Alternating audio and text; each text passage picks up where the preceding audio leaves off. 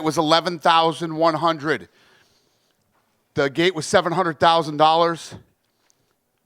Fight of the night, Nijem and Ferreira.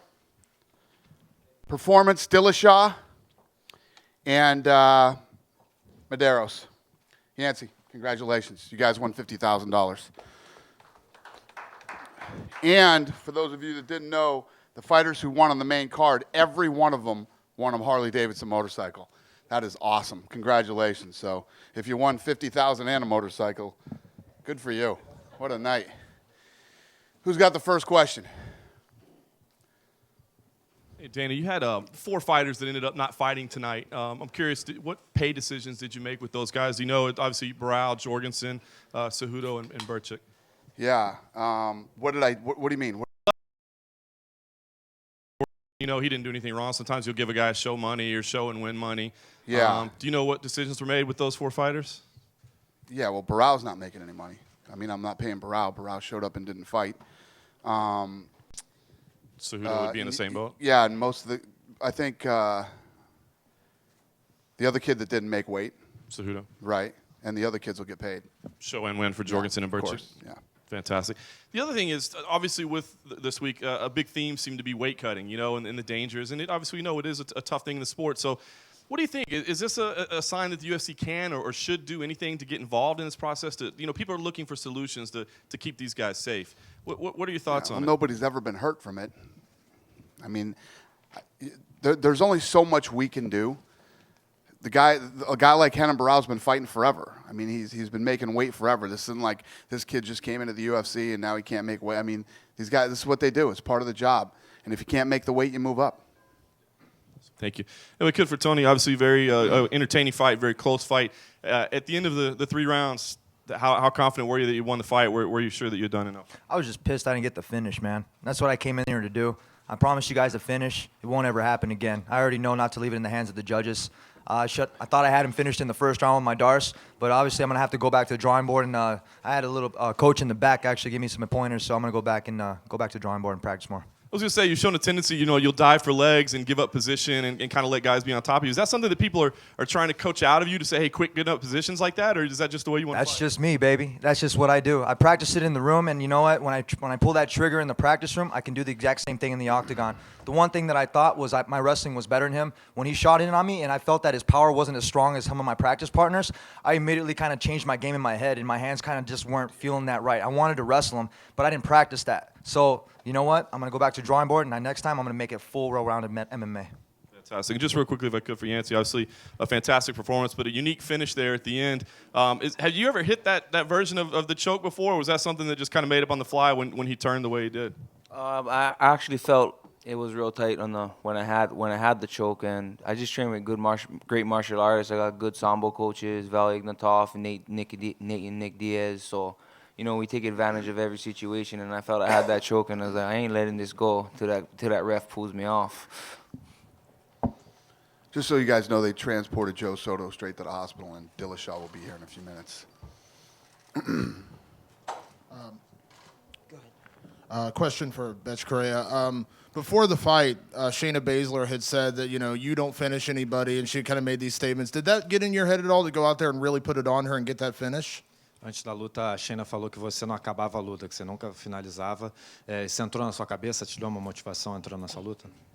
Sim, muitos falaram que eu era só uma lutadora de pontuar, que eu não procurava decidir os combates. Então, isso me motivou, sim.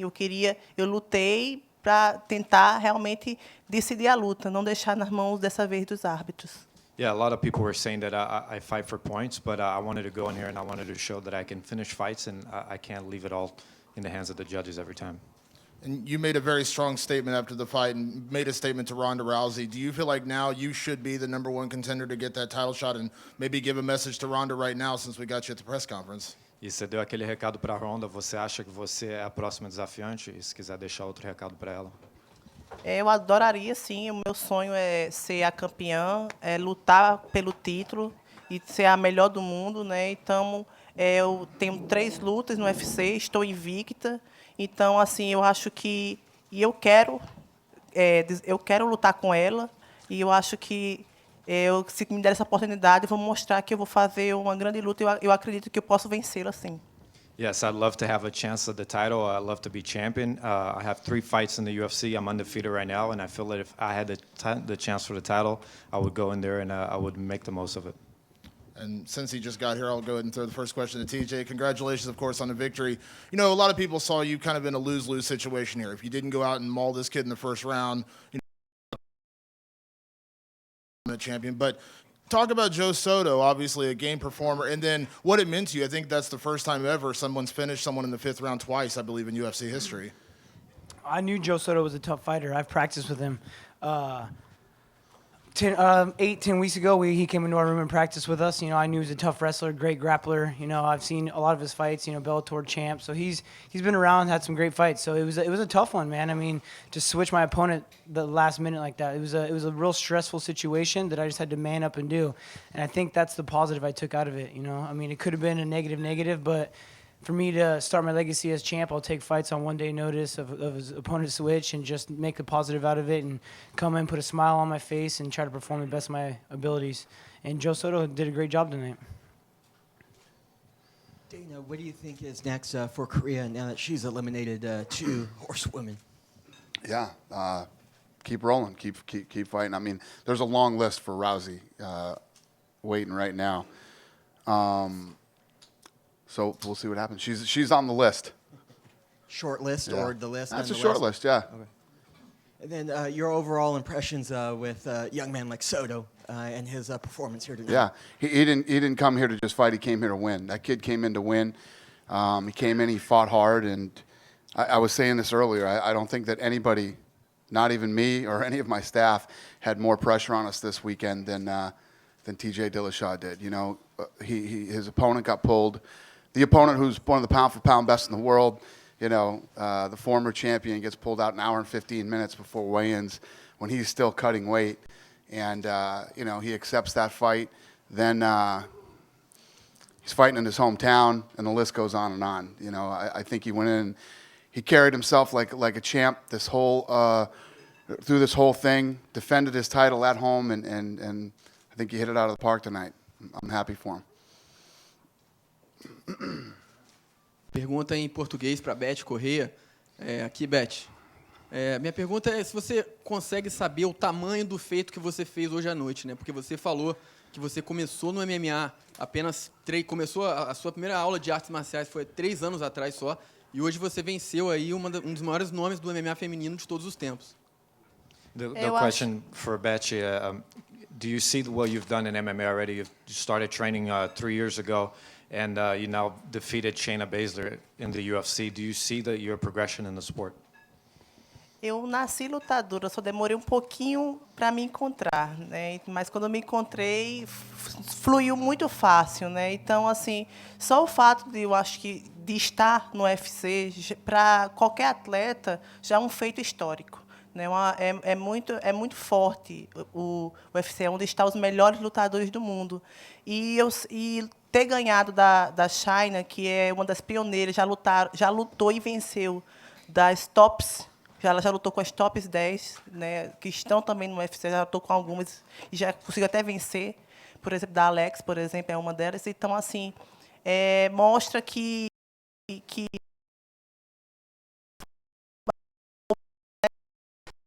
eu tenho ainda, que eu sou boa também, ganha credibilidade para as pessoas, né? E assim, eu só quero, no meu momento certo, ter a chance de lutar com a Ronda, mostrar que eu posso ganhar dela, que eu tenho uma carta na manga para ganhar da Ronda. I feel that I was born a fighter. It just took a little while to find myself in the sport, and you know, just to be in the UFC and to be able to compete in the UFC is a huge feat for anyone, for any athlete. And to come in here and fight Shayna, she's fought a lot of the top 10 fighters out there. She's beat a lot of them, so it's a huge feat for anyone to come in here and do that. And I feel that I want to have a chance at Ronda at some point. Pergunta para o Diego também. A sua primeira luta você finalizou rapidinho e agora você conseguiu um nocaute, né? Fala um pouco sobre a sua evolução na trocação, enfim, você se tornou realmente um lutador completo, né? E muita gente não te conhece no Brasil, acho que agora definitivamente todo mundo te conhece, né? Question for Diego. In the past fight, you submitted, and now you came in here with a knockout. You worked a lot. You can see the evolution of your exchanges. And do you feel like a more complete MMA fighter? Assim, eu venho trabalhando bastante no minha parte de MMA, né? Então, tudo que eu venho fazendo é em cima do que eu sou mais fraco. E a parte do boxing e do Muay Thai, eu venho trabalhando com meus coaches no Texas. E isso, para mim, é uma grandiosidade bem legal para mim, porque isso só me deixa mais evoluído, né? Só quero evoluir mais um pouco para chegar onde eu quero. Então, é uma situação boa para mim agora. I've been working a lot on my MMA and especially on those areas that I know that I lack and where I need to work. So I've been working a lot on Muay Thai and boxing and really feel like I'm evolving and getting to be a better fighter. Question for Ferreira. Ramsey kind of came in, didn't seem to have a whole lot of regard for your stand-up, and you caught him in the first round, and obviously you finished the fight on your feet. Were you surprised that he came in with so little regard for your your danger standing up? No, just I knew he gonna come like this, like really really fast, with his overhands, and I kind of take advantage at every opportunity he throw, and I saw when he started getting tired, and I just caught him at the right moment, and for me, it's kind of better the whole time. And question for TJ. Congrats on the victory.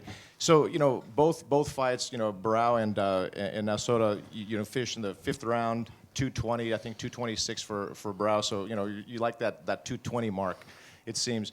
How tough was Soto as opposed to, if you were to compare him to Barao? Obviously, stylistically, it seemed that you were kind of had to chase Soto a little bit more. Your offense, you had to kind of get after him, and he was more of a counter fighter.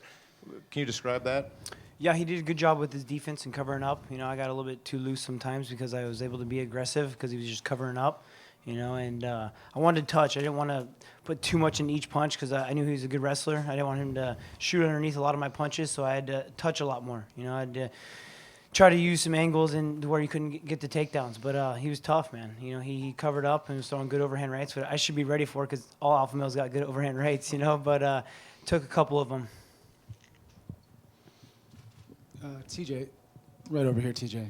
Where at? Okay. It seemed like in the first round you kind of telegraphed a couple kicks. He was ducking under them, and maybe it's because he's a little bit shorter than Barao. But how did you really adjust after that? Because obviously the kick came through in the end. I waited for the kicks a little bit more. I was a little bit too kick happy, I think, in the beginning, and he just knew they were coming. He did a good job preparing in one day notice of what I was going to do, and he just got good elevation change. He ducks a little bit more than I'm used to. I should have just dropped my kicks down a little bit. I should have got a better angle at it, and I was kicking 3/4 because I expected him to dip into it. I was watching some tape on him and saw some holes, and he changed it up good. So, just a little adjustment I had to make, and did so later on in the rounds.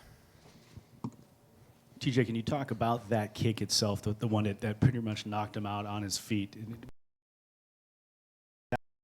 Caught him flush on the left temple. Yeah, he circled into it. He was circling hard. The other way I was pressuring him into the cage, and he had to circle to his left, and so I knew the right kick was there. And also, it looked like at least 50% of Angels Camp made the trip up here. So did you get a sense at all, any reports before the fight, how many people arrived and the tailgating that was going on? I knew my cousin sold over 600 tickets from everyone in the hometown. I'm sure there's more that came than that.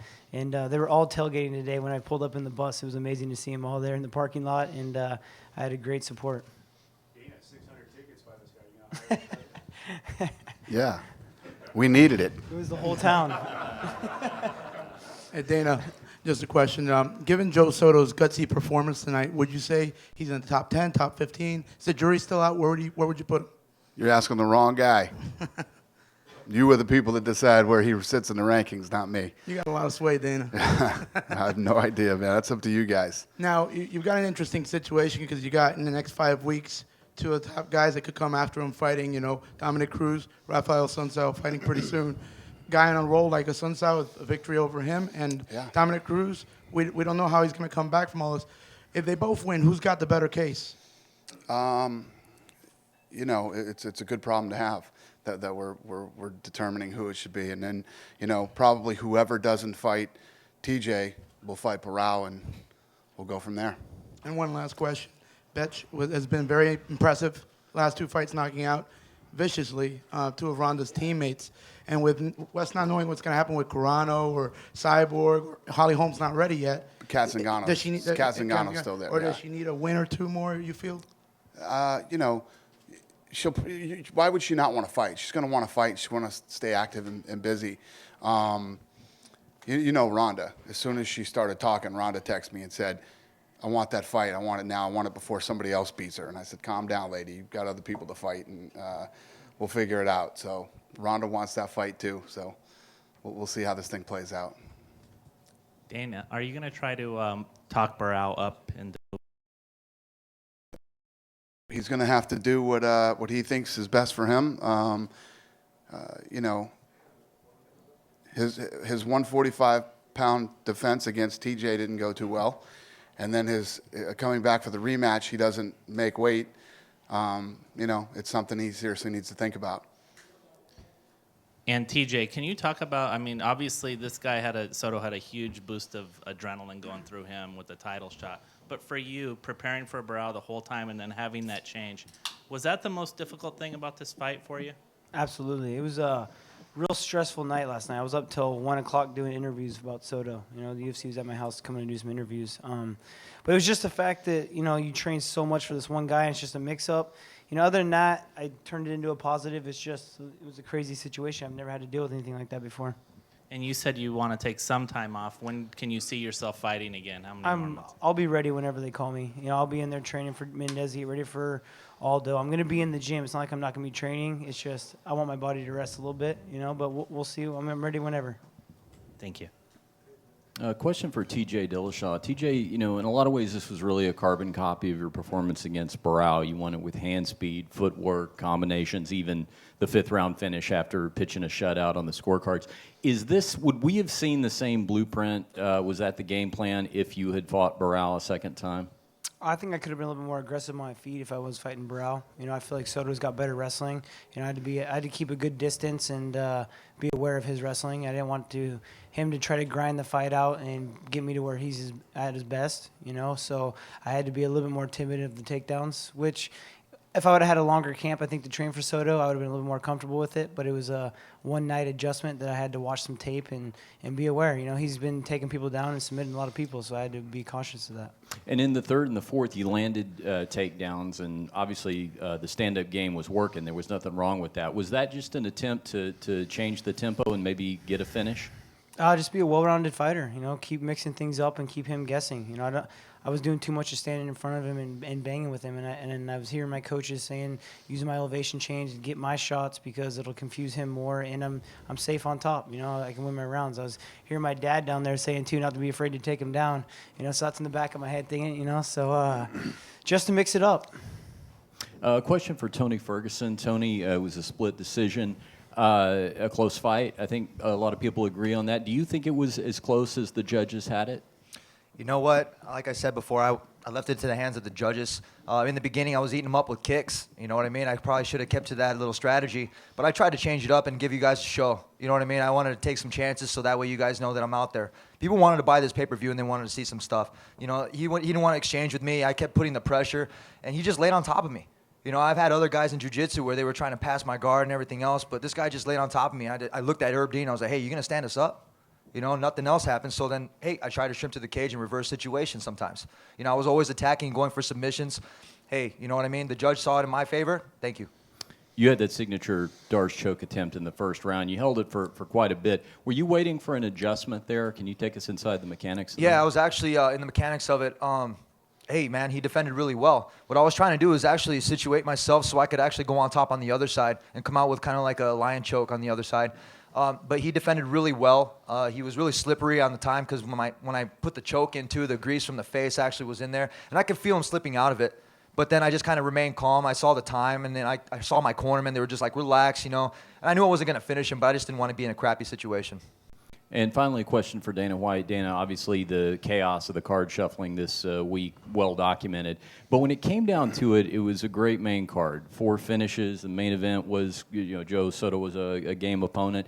Do you think that this was an instance of the equity in the brand of the UFC as a whole, and maybe particularly the matchmaking quality of Joe Silva just not being given enough credit, that it could be a quality night, even if Starr pulled out of the main event. I mean, 13 years. How many times do we have to go through this? How many times do we have to do it? I mean, we always bring in the best guys in the world, and these guys go on to perform. I mean, that's what I love about a town like Sacramento when we come and fight here. You know, all the things that went on, all the negative crap that was being said about this thing, you know, and ticket sales. There were walk-up tickets today, and the only, you know, probably the only returns were guys who were scalping tickets, you know, the guys who returned them.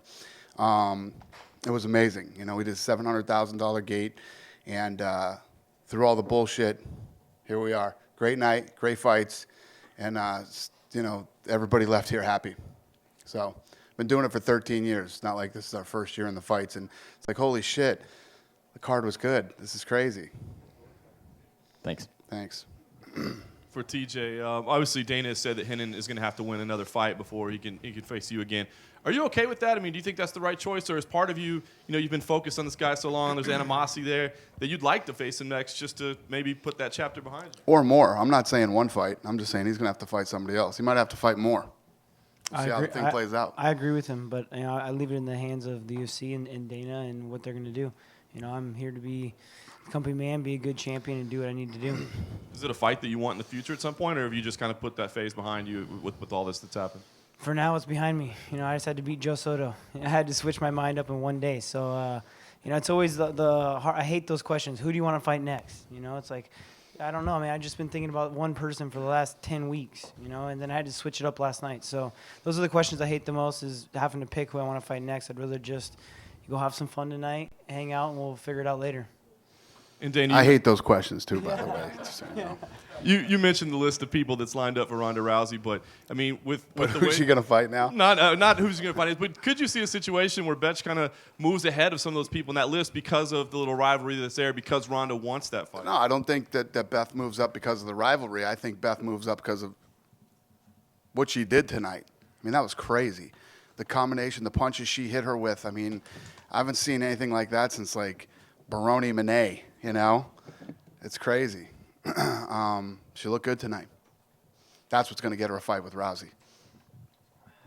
TJ, a quick question here, just to go back to Barao. When you first heard that he didn't make weight, was your reaction, were you angry? Were you stunned? What was your overwhelming? Like you said, you spent 10 weeks just thinking about nothing but Barao. Yeah, I was angry at first. You know, I mean, even going to do my interview with Joe at weigh-ins was kind of saying, you know, he was scared and all that stuff. I mean, who knows what really happened to him, but that was just me being angry at the situation. You know, I mean, it was tough. It was tough to just get game for switching my opponent like that, so I was angry, you know. How long did it take you? Did somebody talk you off the ledge, or how long did it take you to work through it, and before you got collected, were able to you know, after weigh-ins, going and getting some fluids back in your body and not being so cranky and getting actually some food in your system, and then, you know, I had a good hypnotherapist talk me through some positive situations for this fight, and that's when I started to relax, you know. I mean, I was obviously game to take the fight because that's what I needed to do, but it took me a little while to relax. And true, that's another thing too. You know, when you go in and he's got all this pressure on him, all the things that he's done leading up to this fight, and he's in the weight cutting phase. He's you know, got an hour and 15 minutes left of the thing. Well, now we switch the opponent.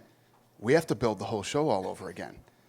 Everything that's been done, all the interviews he's done, not just with the press. He had to go do all the press interviews. Then he had to do all our interviews because we had to rebuild the whole show. The show opened. When we start the show, we had to build a feature. We had to.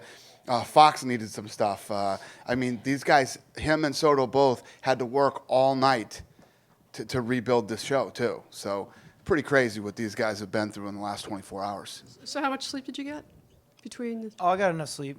I mean, we didn't have to get here until 4:15, so I was able to sleep in nice. You know, I always get to sleep in really long the night of after weigh-ins because you're on a full stomach. I didn't sleep, if you care. Slept like shit last night. Dana, when it comes to, you mentioned about Barao, and he's going to get another shot at 135. When it comes to Cejudo, I mean, are there any kind of thoughts that you have on him and his situation? Yeah, he's either going to have to move up in weight or not fight here again. Okay. Or not attempt to fight here again, I should say. You just thought that not another chance at 125? No. Okay. No, I'm just not going to do it again. TJ, every couple of months we seem to hear from Rafael Assunção reminding us that he beat you before, and then every now and then we hear from John Dodson that he'll move up in weight and knock you out again. Does that trash talk bother you? Do you want revenge on these guys? No, you don't look into that, man. You just get better as a martial artist, do your job, beat up whoever's in front of you, and just be a humble guy. I'm not going to look in the past. I beat Rafael Assunção. I don't care what the judges say. I've said it in all my interviews. But, obviously I left it in the hands of the judges, and it was my fault. But, no, I don't look into that. DJ, over here. Spoke to your mom before the fight, and she said that biggest crowd ever from Angels Camp, over 600, most ever to watch you fight live in person. What was it like to be able to go out there and put on a show for them? I have a great hometown. They've watched me all through my wrestling career and now supporting through my fighting career, and it's just going to get bigger and bigger. I go home and get so much love, so I appreciate it. Like I said, I pulled up into the parking lot in the bus, and everyone's like, damn, what's going on over here? Just motorhome after motorhome and tour buses, and it was just really cool. I think my dad went and bought 3 kegs for everyone to go and hang out and tailgate for the last 5 hours before the fight started. So they were having fun and getting amped up to watch me fight, and that pumps me up. It loosens me up and makes me have a good time. In the octagon, it seems like you're trying to pump up the crowd a lot during the fight. What was the reason for that? Do you think you just kind of wanted to get some motivation from the fan to kind of boost you? I feed off the emotion of the crowd, I think, and just the fact to make it a show, man. I want to be an entertainer. I want to have a fun night. Me and Soto put down tonight. We had a great fight, and not alone just pumping up the crowd. It's fun. I enjoy my job, and it makes it a whole lot more fun when people are going crazy. All right, thank you. Take one more question. For Ms. Correa, when you started unleashing your combinations, was there a point when you knew you had her, when you knew you were going to knock her out with your hands? Because those are beautiful combinations. Quando você começou a jogar as combinações, tinha algum momento que você sabia que estava acabando a luta, que você estava nocauteando ela? Sim, quando eu comecei a soltar os golpes, eu vi que ela estava nocauteada em pé, estava se apoiando mais na grade. Por isso que ela não tinha decaído, então só fiz continuar. E o árbitro interrompeu, acho que ele interrompeu bem, que eu estava realmente percebendo que ela não estava inconsciente mais. Yeah, when I started throwing my strikes, I could tell that she was basically standing up, knocked out, and she was pretty much leaning against the cage, so I think the referee did a good job of stopping the fight. He did a great job. People were bitching about that stoppage on the internet. Stupid. Anyway, thank you guys very much. Thank you, Sacramento. We really appreciate you. Have a great night, everybody.